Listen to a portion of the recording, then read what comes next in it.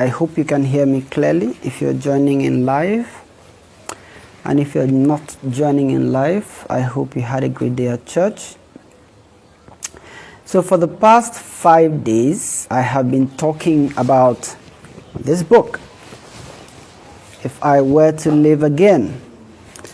And I think that the title is self-descriptive. And one or two friends who watched the video were able to identify with it. What I've been speaking about are not strange things to those who have been around for a while. And one of my friends, she's having a program over the course of this period where a lot of people who have been through unpleasant situations in the first half of their lives are being encouraged to live again, to, in quote, restart life, to, come out of the pains of those situations, whether it is life-threatening illness or domestic abuse or addictions and so forth, and essentially do life all over again. That is one aspect of it. There are also those who were able to connect with what I was saying because they are at that age where they are reviewing their lives. People say that when you're between maybe 35 and 50 thereabouts, you start going into what you call sorry about that sound. You start going into what you call midlife crisis, where you are questioning your purpose. You're questioning whether you're making any impact in the world. You're questioning whether your life is significant and you're looking for things. There are others who experience differently. They are now trying to elevate themselves to the point of what is called self-actualization. They have raised their kids. They are able to have a house. They've done all those basic things. Now they are looking for deeper purpose. There are also those who are trapped in certain confinements. They are trapped in the ladder of the rising ladder, or if you wish, of the corporate sector, or trapped in certain circumstances where they feel that where they've gotten to, they can no longer really actualize their deepest dreams, but they can't. At the same time, they can't really let go of what they have. Where they have gotten to, so to speak. So they're like, let me just stay here until I retire and I'll be fine. So there are different dimensions, different angles to this topic of living again. And I have just articulated a few of them in this book, starting from the story of waking up.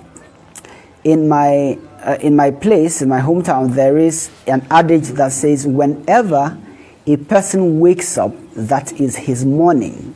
What it's actually saying is that it's never too late to try again. It's never too late to, start what you thought you would have started maybe 20 years ago.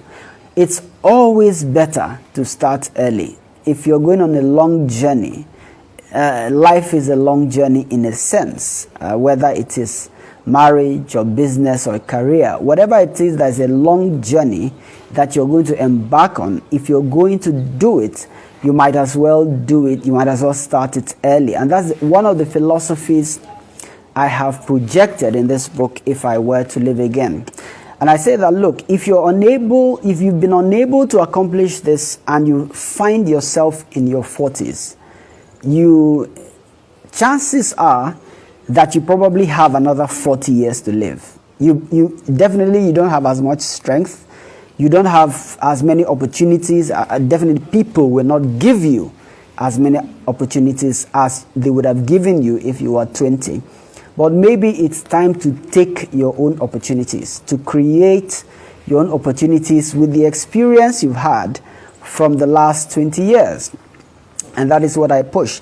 Because when I interact with people who are my age, I find that a lot of people have given up. They've not given up in terms of falling into deep depression, but they have accepted where they are, even though that is not where they actually wanted to be originally.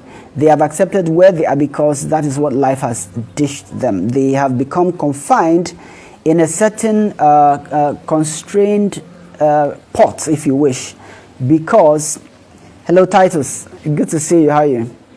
They have become constrained in a certain, in that certain confined situation because they feel they are too old to start anything new.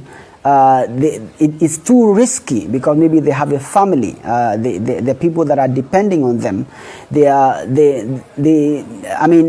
They can't see anything outside maybe their immediate job. And sometimes a job, an 8 to 5, a 9 to 5, a 9 to 6, if you like, can be that confinement that keeps telling you that this is all there is, that keeps telling you that, look, don't try anything risky here. Just stay where you are. Retirement is 20 years away or 15 years away. Don't bother yourself too hard. Don't stress yourself. Just stay where you are. Those messages are continuously communicated to the one who finds himself having the gray beards, like myself, and think that, look, I mean, we just have to stay where we are. But that adage said that whenever you wake up, if you choose to wake up, that is your morning. And in the first video, I emphasized the fact that sometimes the sun rises when we rise. Thank you, Grace, for joining in. The sun rises as soon as we rise. The sun rises for us, lights up the path as soon as we choose that it is our turn to wake up. And that was the emphasis of the first video. Whenever you wake up, that is your morning. I also talked along the lines of the distinction between what is God's responsibility and what is our responsibility in the context of delivering on our mandate on the earth. Which one is God's responsibility? And I call it in this book, Between God and Men. And if you are from a Christian background and you grew up in the 80s, there are certain nuances about the 80s that may contribute to this if you have a church background. One of them is the fact that God can do anything whenever he wants, wherever he wants. And that is probably true. The concept of sovereignty, that God is in control. So all we have to do is pray to him and trust in him. That is also true, but that may not be the whole truth. Why is it not the whole truth? Because there are patterns. We examined those patterns in the last video, where we are talking about the fact that certain players in the Old Testament, when they prayed to God, the answer they got was a set of instructions. And they had to be the one to carry out that set of instructions. We talked about Nehemiah and Daniel, who had to rebuild walls of their city. They took time to pray, but they also took time to receive the instructions necessary to accomplish their goals. And we talked about the fact that there is a way things work on this planet. If you're a business person, there are rules of business. If you are on social media like myself, there are rules around it. There are things you have to learn.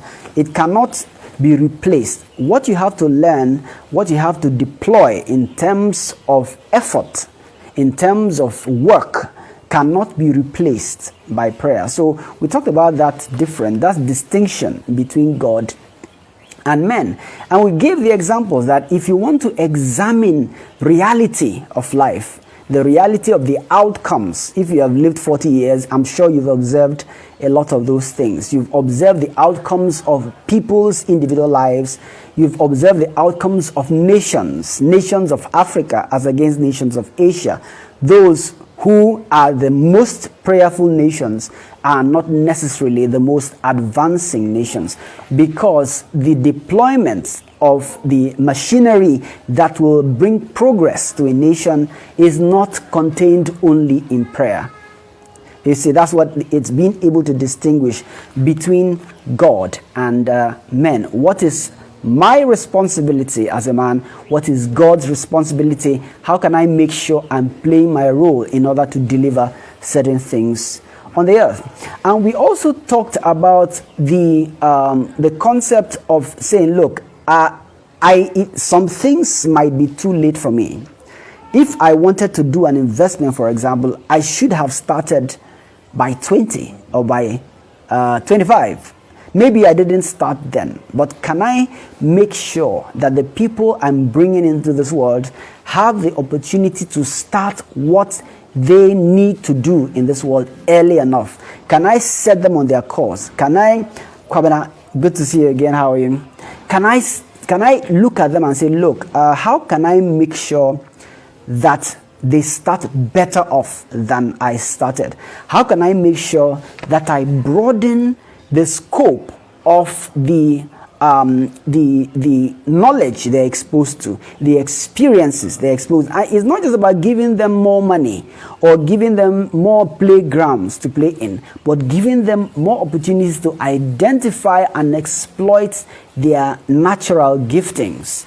Not just about putting them in the best schools, but engaging them in the education for life, the values that they require, the knowledge, the life skills. Can you start a fire in the middle of a wilderness, for example? Do you know how to start a fire without matches? You know, do you know how to swim? Do you know how to? Is there anything you can do outside what you are trained in school? Those are the kind of the patterns of thought we have to now pass on to our children that maybe we didn't get. And we talked about the concept of fatherhood, that the fact that you have reproductive faculties does not necessarily qualify you as a father. Biologically, you have capabilities that allow you to reproduce. The fact that your children are growing up around you does not mean you are training them. It's a different thing. They may just be growing up in your presence. You may actually not have been imparting deliberately certain concepts and learnings of life that they need to do better than you. And we talked about that in one of the videos as well. Being able to identify how best can I give my children a better chance than I had. How can I start them off much earlier in life than I started? All this is what some of the things talked about. If I were to live again. And we're not talking about trying to live your life through them again. We're talking about helping them to maximize their potential, their own potential, but making sure that you're giving them the correct guidance to do so. In this book, we also talked about surrounded by fellows. As we grow up, we find ourselves in different environments. You're in the school that you're in. You didn't choose it. So the set of friends that are around you, maybe they're the kind of people they can't see beyond the town you grew up in. They can't see beyond that. So, I mean, the influence is just limited to this town. With the people you grew up with, they could not see beyond, when I finish university, I'll go and get a job. So the pattern of thinking among your group of friends is about the same. So it influenced the way you thought. Even when you yourself was thinking different, you thought that you were off course because that's not what everybody's talking about. Everybody's talking about growing up, going to university, getting a job. Nobody's talking about discovering anything. Nobody's talking about starting a new business. Nobody's talking about going abroad to study. I mean, everybody around you is influencing the way you think, because that is the environment you found yourself. So now you are never ever deliberate about your associations. So because you are not deliberate about your associations, by the time you're 30, you found that those associations have shaped your thinking, shaped the course of your life, and you are just in that course. By the time you realize it, you're 40 years old and you're following that path, then you realize that there were many other paths you could have explored if you were exposed to the reality or the possibility of those paths. And we talked about it, surrounded by fellows. If we are going to live again or start again or revise our lives or try again at 40, for example, then we must become deliberate, extra deliberate about our associations. You would discover that when you want to break out into something new, maybe you want to start a new business, start a new career. The people that are your regular around you, some people say it's the crab mentality. They are not the people that will necessarily push you up.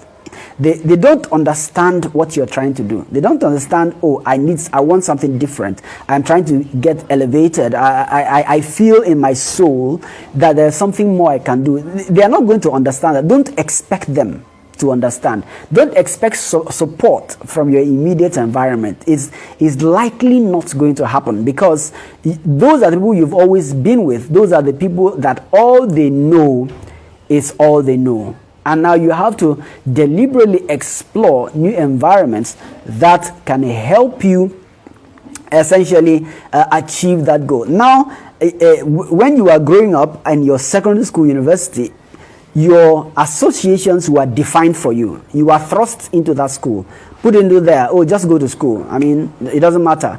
Just get an education. But now, if you have woken up, like we've taught in the first video, if now you're awake, now your morning has come, you must now begin to say, who must I be associating with that will help me achieve my deepest dreams? Your deepest dreams, when you say to you the regular people around you, it doesn't sound normal. It's not normal, because most people, all they want is to do their regular jobs, get a nice salary, feed their families, life goes on, everybody is happy. But there may be some things that are in your soul that is not easy to communicate to your regular environment. So, surrounded by fellows, find the people that that should be with you in order to advance your course in life. And we talked about time, and we referred to the movie Jupiter Rising, where the lady said that when you are confronted, or when you have access to the vastness of space, you realize that time is the most precious commodity in the universe. She said that, look, in your planet, people are fighting over oil, fighting over this and that, but that time is actually the most precious commodity, the most precious material that we are given. We are given time.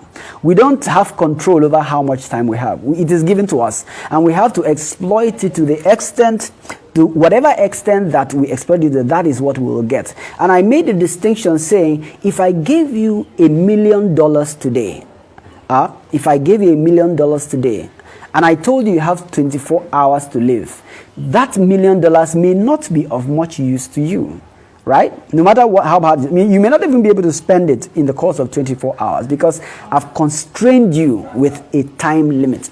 But if I gave you 1,000,000 years to live, right, you can recover $1 million. You can create $1 million because you have sufficient time to do it. So time is the most precious commodity. And for us who are in our 40s, you probably have lost time already. So now you have to work faster and harder, more strategic about how you recover this time, or the time that has been lost, or the opportunities that you missed by reason of the limited understanding you had about how life works.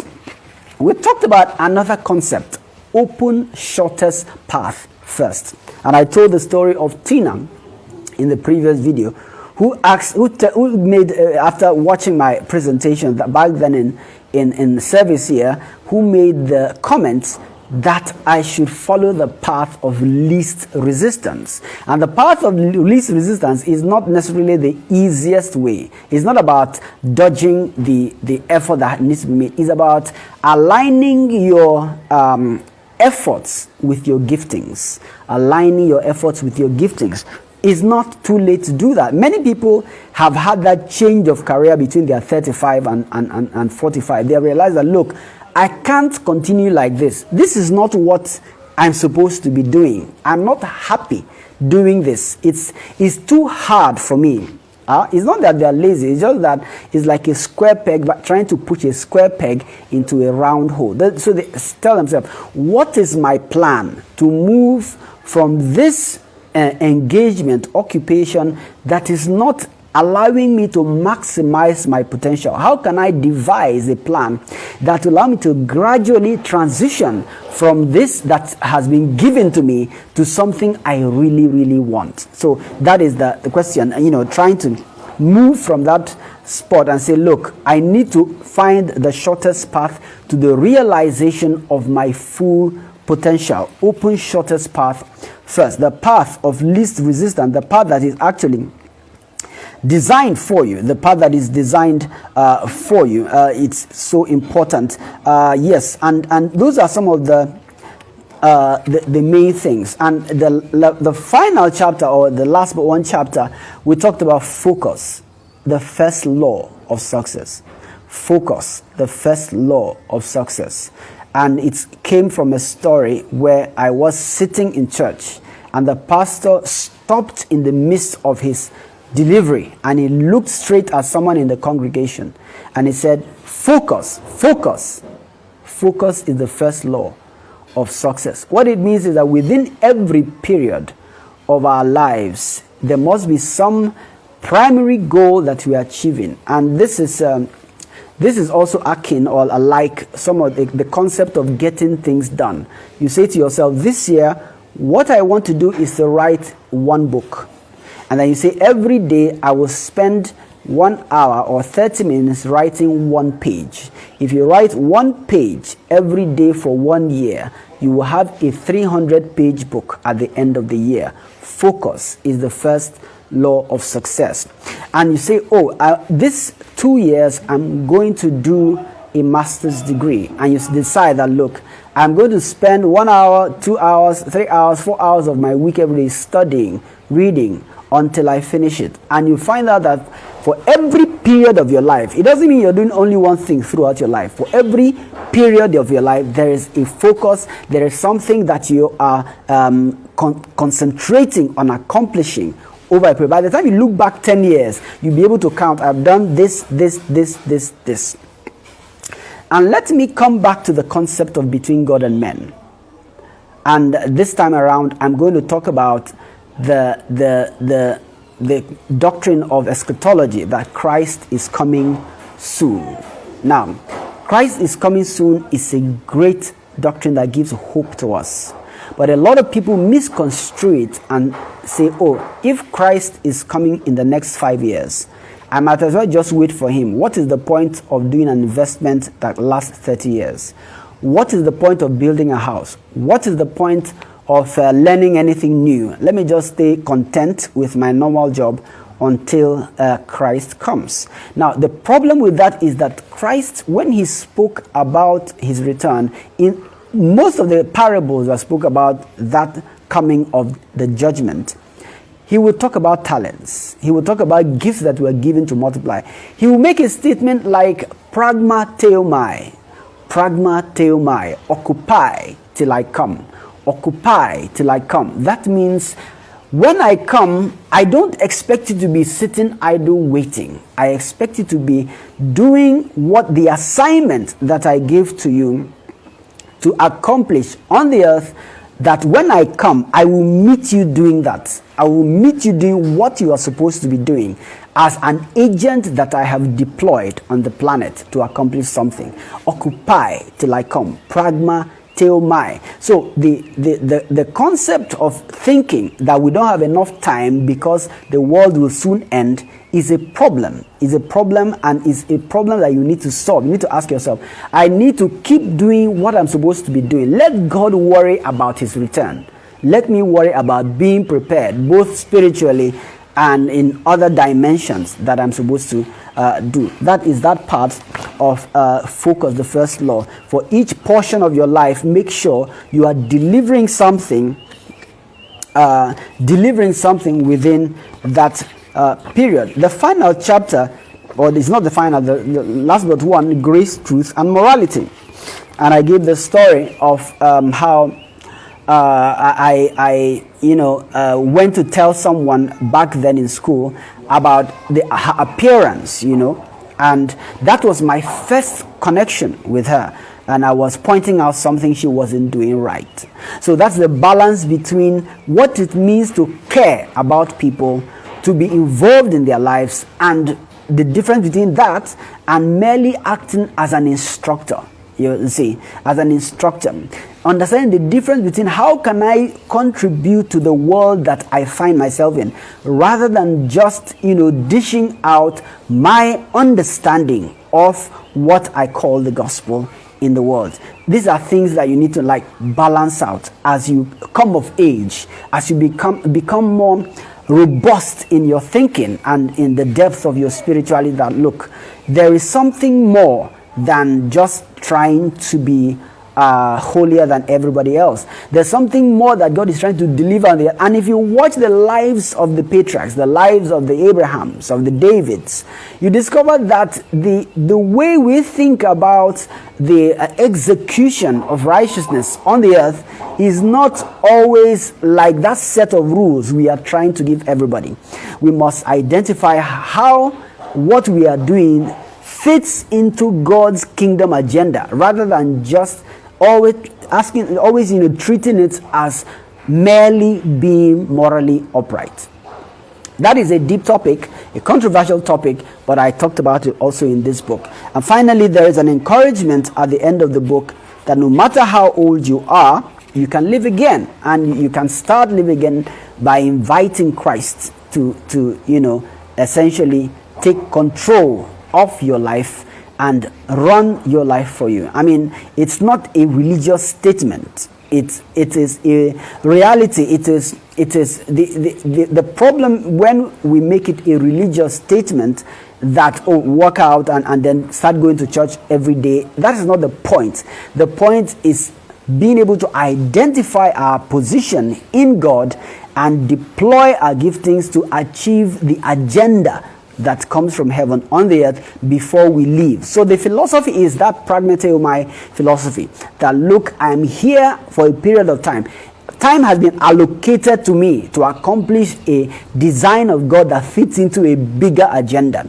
I have to deliver that agenda within time. I may have missed it for the first half of my life, but I know I can wake up and start doing it again. I know that I'm going to give account of everything I deliver on the earth. And the giving account is not just to tell God that, look, I never told a lie, I never stole. No. It's about the deposits of God, and you being able to say, God, this is what I was able to accomplish on the earth because you gave me this ability to speak, ability to write, ability to understand complex mathematics, and all that. Their abilities that are given. Think of everyone we remember today, whether it is William Wilberforce, who was a Christian, Isaac Newton, or whoever it's, or all the people that delivered something. Their delivery was not just a religious construct.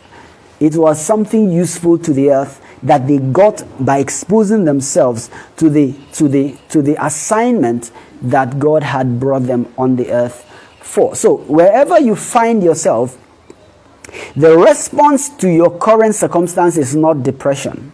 It's not midlife crisis. It's not becoming sad that you could have done this, you could have done that. It's actually waking up and beginning to do what you can do now to recover the time that you have already lost. Time is irreversible.